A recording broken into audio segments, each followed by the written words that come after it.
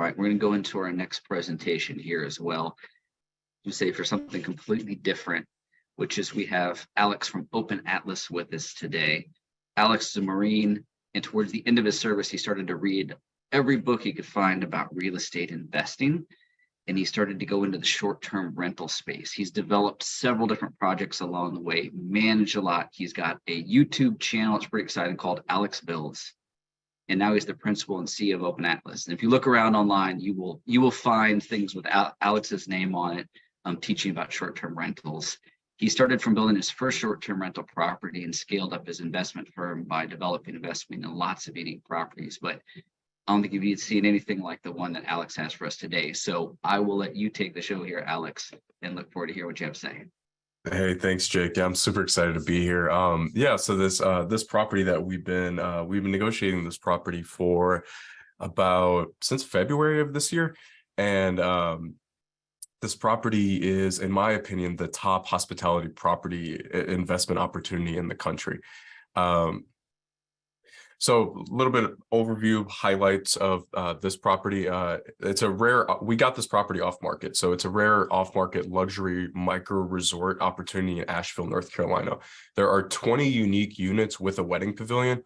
The biggest thing about this property, this whole deal itself, is that the owners of this property allowed us to do, and it took a couple months of convincing them, but we have an owner financing deal on this property at a 3% interest rate for 5 years, amortized over 30 years, which is nuts. I mean, even when we were at historically low interest rates, you couldn't get 3% at a 30-year am.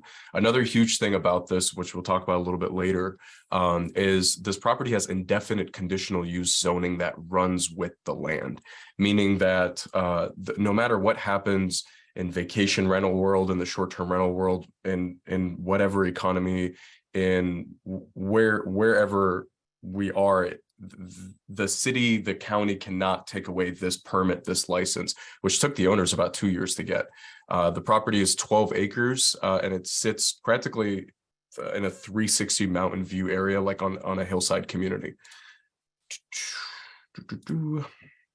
So here's the highlight. So it's a $20 million acquisition. The owners are owner financing $12 million of it. Again, indefinite conditional use zoning, and then we have 93% year-round occupancy, which is huge. That is throughout COVID, throughout the lockdowns. They were only closed down for 2 months, but they've had a 93% year-round occupancy. This market, Asheville, North Carolina, which is where I live as well, tends to be a little bit less seasonal. We have a 10.35% cap rate just in year one, which is absolutely insane. We've got half a mile worth of hiking trails throughout the entire property. And then once everything is fully built out on this property is going to be able to sleep up to 83 people total. So here are the current properties. So the current properties, there's 7 of them. We have the first property, which is Perch. Then we have Sanctuary, which is the original property, Alchemy, Wizards Hollow, Farmhouse, Dragon's Knoll, and Airy. This is a treehouse community. So it's a combination of a treehouse community. And when I say treehouse community, it's not just like kids' tree houses. These are houses in trees, or the houses in the sky. They have full bathrooms, they have full kitchens, they have all the creature comforts, they have internet. These properties actually have city sewer, city water, and city sewer, which is pretty nuts with how high up they are. But yeah, these are the current 7 properties. And then the next properties that are currently being built out right now. These are the properties that are currently under construction. We have a castle, we have Phoenix, which is a spaceship. We have 2 A-frames there. We have something called a Prism, which is a property that has a whole bunch of windows on it. Another property called Steampunk, and then the last one there is Crater. We also have a 6 unit cottage community with a wedding pavilion. These properties are currently being framed in right now, and I'll talk about the structure at the end on how that's working with the loan, because we are closing on this property without all the units being fully built out. So some history about the property. The current owners have lived in the mountain community. They developed the whole mountain community up there for the last 35 years. They built the current 7, and then they're finishing up. They're going to be building out the rest of them as we're taking over the property. This property lives in an HOA, which is very unique for short-term rentals because usually I've coached thousands of students in short-term rentals, and I usually advise students to like not invest in properties that are in HOAs. But this property is baked into the HOA. It's in a gated community surrounded by multi-million-dollar houses, which is very, very unique for vacation rentals in general. So our plan moving forward, so you might be thinking, okay, 93% occupancy, what more can you do?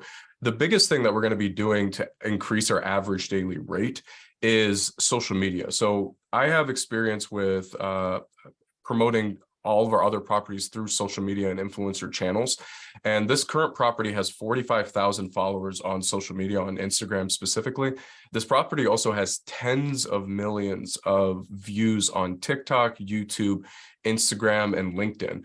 And our goal is to take the property from 45,000 followers all the way up to 1 million. That will allow us to increase our average daily rate. And then it will also allow us to not depend too heavily on like channels like Airbnb, VRBO, Booking.com, and Expedia, where we can essentially book up the entire calendar just by a couple posts or by just continually posting on Instagram and the other social media channels.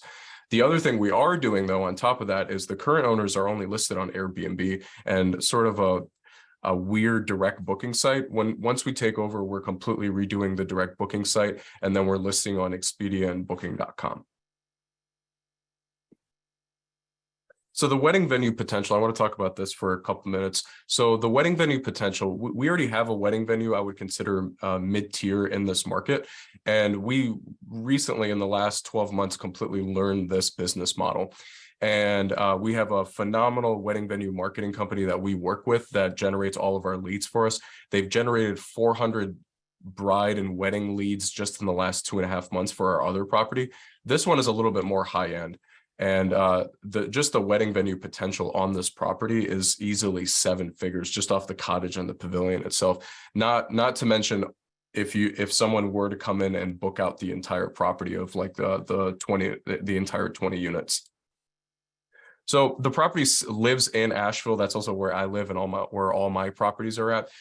So Asheville saw 12 million annual visitors last year, which is nuts. If you compare that to the Smoky Mountains, which is the busiest national park in our country, the Smoky Mountains is split over 2 states, and they saw 21 million visitors. We saw 12 million annual visitors just in our small city, and those visitors spend 813 million just in lodging alone. We also have one of the fastest growing airports in the country. That's not written anywhere there, but projections and cash flow. You guys can look at this also on the Localvest deal page. This is just a very high overview of the deal. So the potential rental income is 3.2 million roughly, and then our cash flow after debt service and everything is 1.5 million. Our closing costs and expenses there, we don't really have too many closing costs just because we're not working with a bank. Also, we're not working with a bank, and this property, the loan is non-recourse as well, which is unheard of in the banking economy that we're in right now. Year 1 through 10 projections are there. Again, this is also in the deal page if you guys want a more detailed version of this. The craziest thing to look at here is the debt service coverage ratio is 3.61 with the current loan that we have with the owners, which is insane. Investment highlights, we have a 100K minimum, $100,000 minimum investment, 506C, and then we have a 50-50 between the equity, between the general partners and the limited partners, so 50-50 split, and then we're offering an 8% preferred return. So 8% preferred return, 50-50 split between the general partners and the limited partners. This is a long-term hold. We don't plan on selling this property anytime soon. Our goal is 10 years, but I just put 7 to 10 years there because we don't know what's going to be happening in 7 to 10 years. Again, I'm going to fly through these real quick, just the team. So here's me. We have Mike Iannetta, who's the social media guy who handles all of my social media for the properties. He's going to be integral to this property. Jarek is our wedding venue marketing person that handles all of our social media and all of our wedding venue marketing direct ads to brides. Oop, I just jumped away.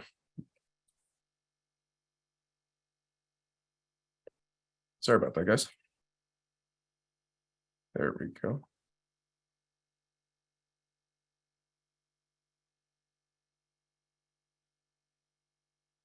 Thank you. Thank you. Just one more. Yeah. Next slide. And then we have Greg Dickerson, who's been on my board for the last 3 years. He has coached some of the top real estate professionals in this country, both in development and in hospitality. Next slide. And then we have Strategic Advisory Board, led by Jason Miller, which has been a very huge help with putting together this deal. Next slide. So if you guys want to contact me, there's my personal number right there. Text is preferred. Our website is not live yet for this property. You guys can just use the deal page that is on the Localvest website. That is essentially the website for this entire deal anyways, and then my email is there as well. One thing I did want to talk about real quick is with us taking over this property before the properties are fully built, that's the owners have agreed to suspend mortgage payments on this property until everything is fully built. So everything's going to be fully built latest of June of next year, but we have no, on top of the 3% owner financing deal that we have no mortgage payments when we close in this in October until June of next year. So we'll be able to pay out distributions to our investors after Q1. Yep. All right. Well, thanks, Alex. And I was just about to answer that because you didn't talk about the go through. Can you say some more on the owner financing, how that came to be about? Because it honestly seems almost too good to be true, and just how that kind of that what's in the minds of the owners as they transition. Yeah, the where that conversation came from was actually our real estate agent that put the entire deal together. We were sitting down with them. I'm very close with the owners. I've been over their house to negotiate this deal probably 30 or 40 times at this point.